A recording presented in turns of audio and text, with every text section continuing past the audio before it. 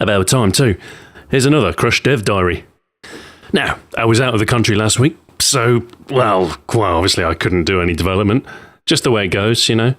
And like I mentioned the Sunday before, I suspected that I wouldn't have much time, and it turns out my suspicion was correct, as I got the grand total of about 30 minutes of development time. Which means not much has changed. There is one notable difference that you will see once the game ends. Hopefully the game will end relatively soon, because I've actually done the debrief screen, or at least I've made a start at it. You can now see the time and the score records. There was also some back-end work to make everything, accessible. I had to sort of lodge an object in memory so I could actually retrieve the top scores. But I mean, it was pretty simple. Like I say, it took me half an hour, so yeah, that's all I did. Well, fancy that, eh? So, in the absence of any other changes, let's take a page out of the bonus handbook and read some of your comments. AST5515 says, since the car has lights, you could add a night mode where you have the arrows for the crusher and the colourful thing, but you can only see the parts of the arena that are lit by your car. It could work, although that would require that I learn a little bit more about OpenGL lighting, because I am very much a beginner when it comes to working with OpenGL. I mean, I'm struggling with basic texture handling. There's some work I need to do with the stickers. At the moment, I can do a linear wipe in, but I can't do a proper linear wipe out. So I'm going to code my sticker sprite routine to enable me to do that. And then, as a byproduct of that, I'll be able to do like a swishing highlight over the sticker to give them kind of a specularity. It should work quite nicely as a visual effect. But yeah, as far as dark lighting, I don't know about that. It might be something I can experiment with later. Elijah Ball says, lives? Not in Krush. Not really. That's not really how it works. It's kind of just kind of a one-run deal. Effectively, I suppose you do have infinite lives.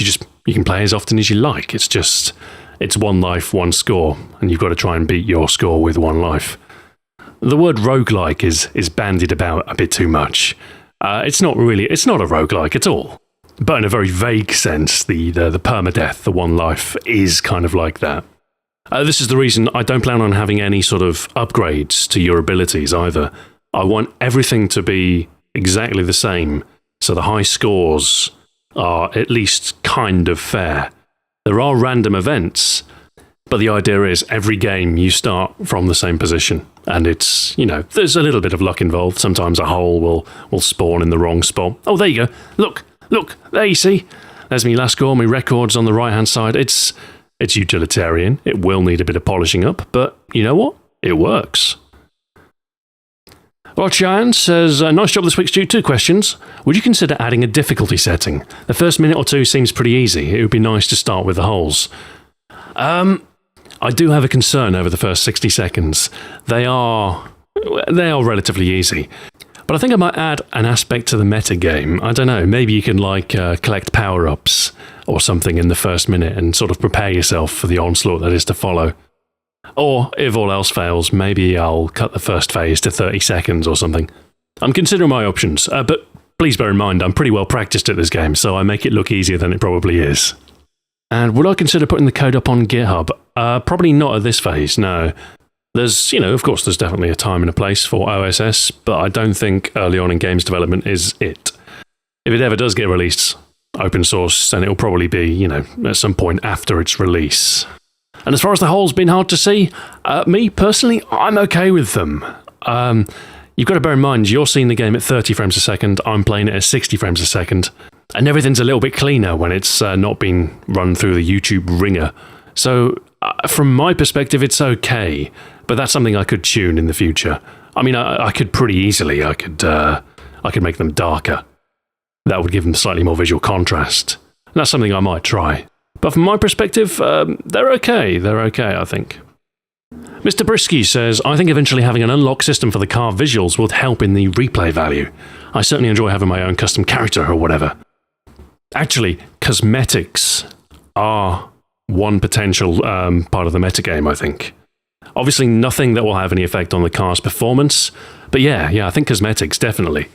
I plan on having kind of like a set of accolades. Like, maybe they'll probably appear as stickers.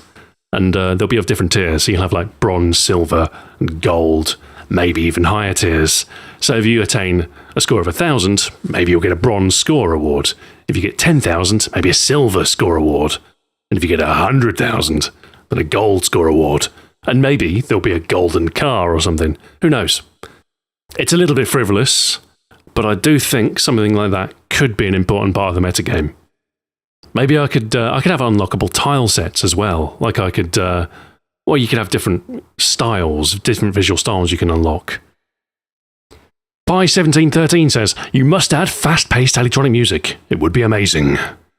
Yeah, there probably will be music of some kind. I don't know precisely who will do the soundtrack. Maybe I'll do it myself. Or maybe I'll have it as an option, you know. But yeah, there'll be music. There'll be sound as well. I am holding off on doing any work with the sound, though, just so I don't drive myself mad. I eventually plan on having like an Unreal Tournament style announcer voice, you know, like double crush, triple crush, mega crush.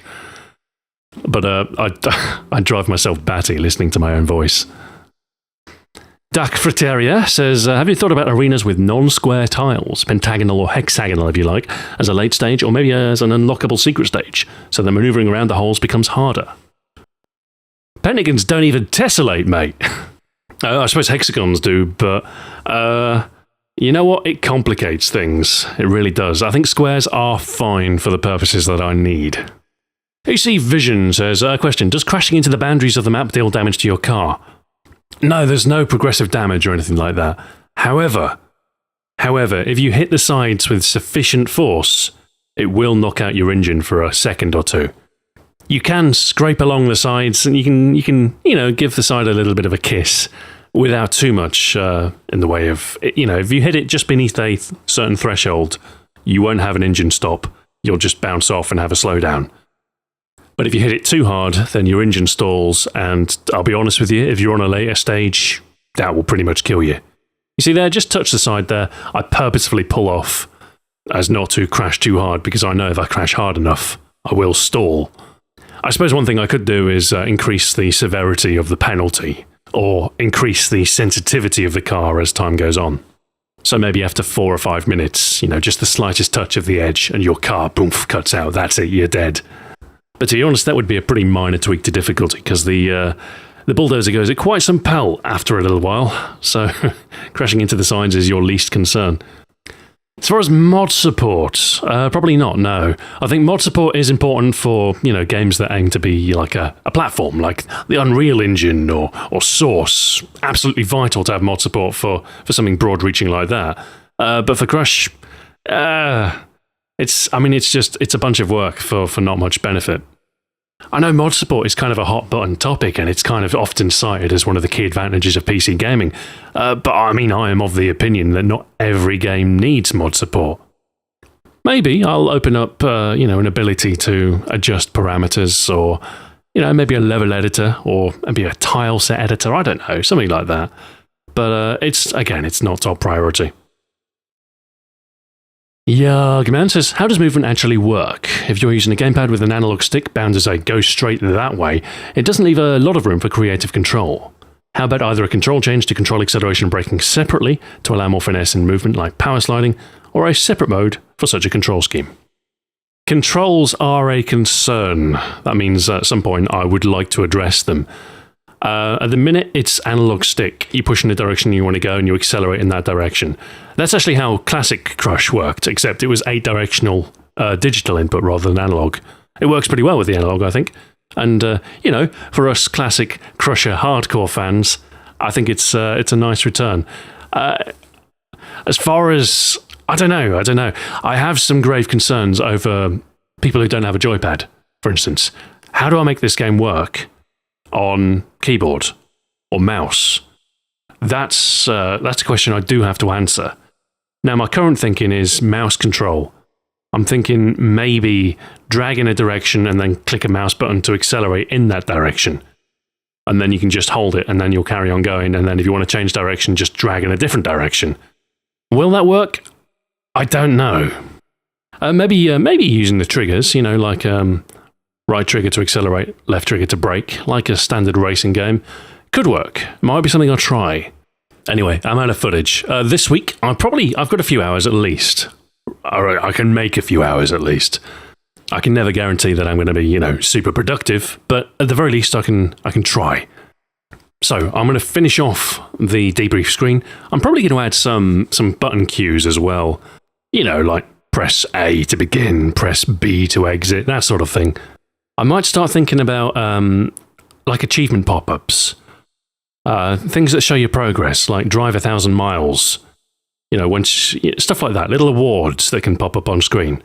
Also, I'd like to do some work on the stickers. Like I say, maybe work on some new visual effects for them, the holographic look, if I can. And I might introduce some new stickers for, like when you set a new record, for instance, I might apply a sticker to the heads-up display. But anyway, progress will be made. We'll talk about it next week. Until then, farewell.